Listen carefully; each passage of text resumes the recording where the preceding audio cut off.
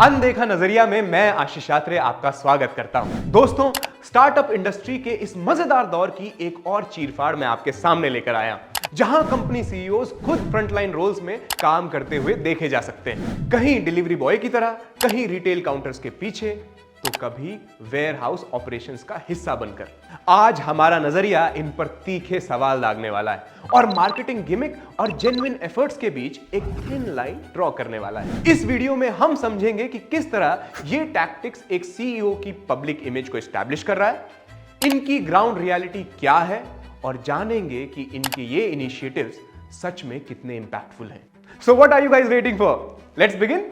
Impactful initiatives. Corporate leadership दशकों से ground level workers और उनकी हकीकतों से डिस्कनेक्टेड रहा है, लेकिन कुछ सीईओज के सोशल मीडिया पर वीडियो सामने आए हैं जहां वो इस परसेप्शन को बदलने के लिए खुद फ्रंट लाइन रोल्स में काम करते हुए देखे जा सकते हैं। सबसे पहले जोमैटो के दीपेंद्र गोयल का एग्जांपल लेते हैं। इन्होंने खुद एक डिलीवरी एग्जीक्यूटिव बनकर काम किया ताकि वो अपने वर्कफोर्स के डेली चैलेंजेस को समझ सके। इस दौरान उन्हें लिफ्ट यूज करने से मना किया गया और बैकडोर एंट्री लेने के लिए मजबूर किया गया। अपना पूरा एक्सपीरियंस उन्होंने शेयर किया, जिससे the mall apologised and took reformatory actions.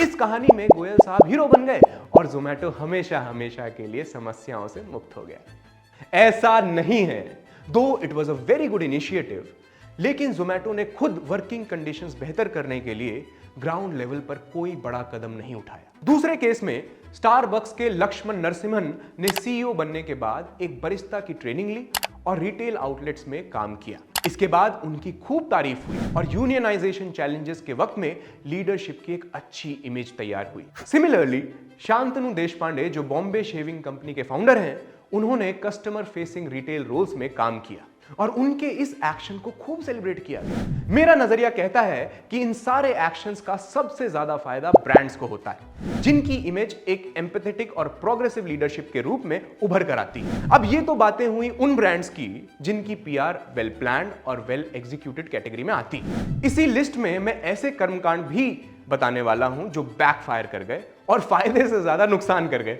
Amazon के वेयर हाउस टूर्स। Amazon ने इन्फ्लुएंसर्स को अपने वेयर हाउस का टूर कराया, जहां वो काम करने की अच्छी फैसिलिटीज को हाईलाइट करवाना चाहते थे, लेकिन रियलिटी ये थी कि स्ट्रिक्ट मॉनिटरिंग और मिनिमल ब्रेक्स जैसी कंडीशंस को एम्प्लॉयज ने ओपनली क्रिटिसाइज किया। और हाल ही का यस मैडम का केस, जो एक ब्यूटी और वेलनेस स्टार्टअप है, उनका एक स्टंट था जिसमें एम्प्लॉयज से एक सर्वे लिया गया, वेदर दे आर स्ट्रेस्ड और नॉट। उसके बाद पीपल हु मेंशन्ड कि they are stressed received a firing mail. जब लोगों ने इस पर सवाल उठाए तो बड़े कन्वीनियंटली दे सेड कि they wanted to highlight the aspect of stress amongst corporate workers, which of course sounded very shady. Anyhow, all type of publicity is good publicity. Yes madam सब न्यूज पोर्टल्स पर छाया हुआ है and for sure it worked in their favour. Genuine या gimmick, क्या फर्क पड़ता है? सोशल मीडिया के जमाने में यह तो साफ है कि सीईओज का फ्रंट लाइन रोल्स में आना प्राइमरली पीआर स्टंट है, जो पास हो या फेल, लेकिन पब्लिक लाइमलाइट तो मिली जाती है। हमारा नजरिया कहता है कि चाहे ये प्रिटेंशन ही क्यों ना हो, लेकिन फिर भी एम्प्लॉयज के वर्क कल्चर की तरफ अटेंशन तो डायरेक्ट करता ही है। कॉर्पोरेट एम्प्लॉयज में कुछ नहीं तो कम से कम अपने राइट्स और वेलबींग की तरफ अटेंशन तो ड्राइव होती ही है। और इन टॉक्सिक सिचुएशंस में एम्प्लॉयज इन केसेस को अपने फेवर में एक आर्ग्यूमेंट डेवलप करने के लिए चूज तो कर ही सकते हैं।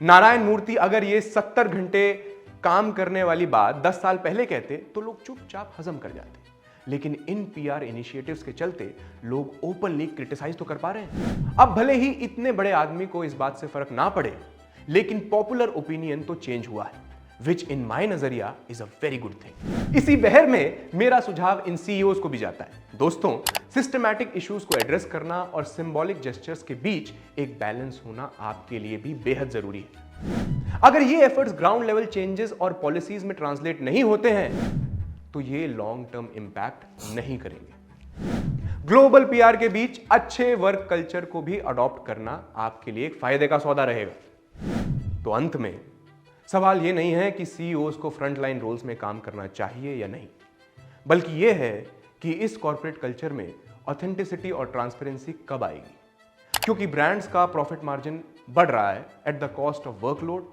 And overall wellbeing of ground level workers. आप क्या सोचते हैं इस बारे में? मुझे कमेंट सेक्शन में जरूर बताएं। अगर वीडियो पसंद आई है तो लाइक, शेयर और सब्सक्राइब करना ना भूलें। मैं था आशीष आत्रे, उम्मीद करता हूं आपसे जल्द मिलना होगा। तब तक के लिए अपना और अपनों का ध्यान रखिए, खुश रहिए, ग्रो करते रहिए। अलविदा।